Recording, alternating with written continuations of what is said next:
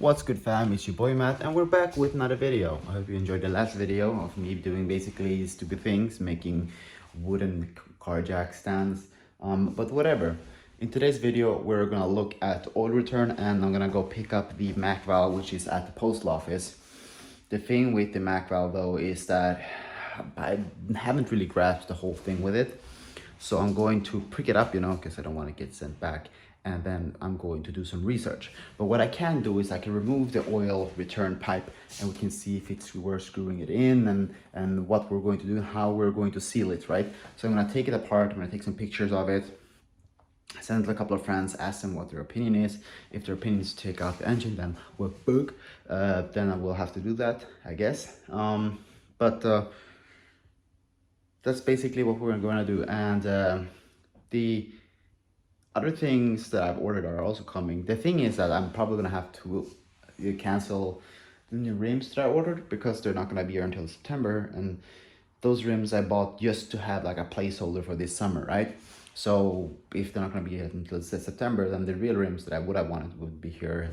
I might as well just buy those, and drive them, So that's basically how it is. But before we do anything, I'm going to drive some tractor for like an hour or so. So I'll show you guys what we're going to do. All right, so we're back in the garage. Now we're gonna fix this car somehow, somewhere, when. I'm gonna look for like a cardboard or something that I can lie on. But basically we're gonna put the oil plug back in. That's from the oil return, by the way. We're gonna put the oil plug back in. And then remove the oil pipe and see what we can find on the connection to the oil return.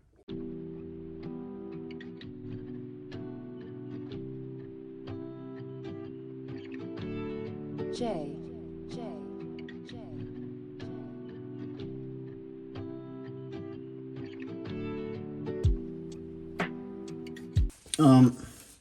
Here it is. You can see there's some kind of like sealant on the threads here that goes in there. So I think that this should actually be like a good solution or a decent solution, but I don't think the sealant, it worked that well.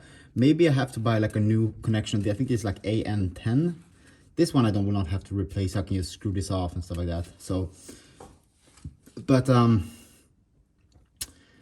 this is now removed. I'm gonna take some pictures and see what my friend says. So we can leave this for now.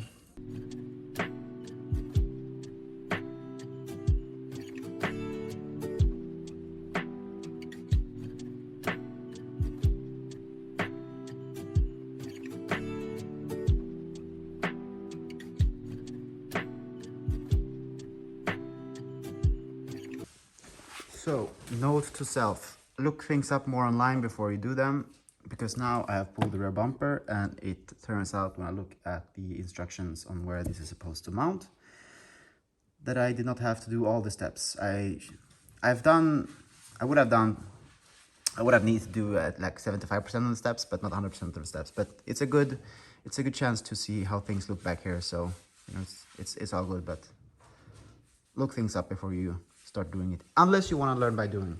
That's the way I do it.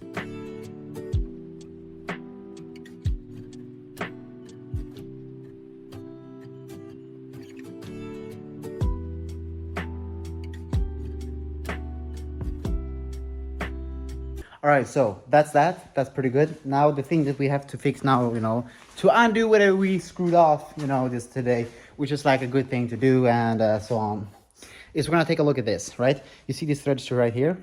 They're kind of like filled with this paste, which didn't work out, obviously. So I'm gonna put these in the vice grip, like this. And then I'm gonna take this one and kind of like gently grind around the edges, and make sure that, it's all good. I'm gonna put like tape down here, like a tape ball, to make sure that nothing goes in here, and I'm gonna tape shut here. And so we're gonna grind, so the old thread filler goes away, and then we're gonna fill it with this Hilo motor. And this one is like $40. It's insane. But we have used this one to fix a lot of machines on this farm. Like when you have all these machines, you have a lot of hydraulics and stuff like that. And, you know, they're always, they're pretty, everything that has oil in it has a tendency to leak. And when you have an old farm, you have old machines, you have to need to fix them constantly. This is something that we have fixed a lot of machines with, and it still works, you know, years after. So I'm gonna grind off the current paste. I'm gonna put some of this paste on, and then we're gonna screw it back into the on the car, and then that should be tight.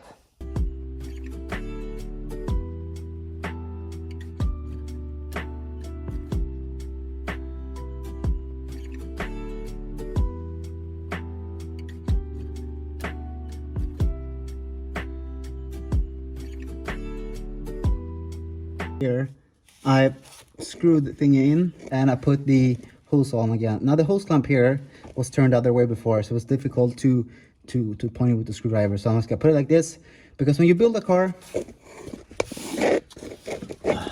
so I don't know if you could see there, but basically it's back there where it's supposed to be. Gotta put the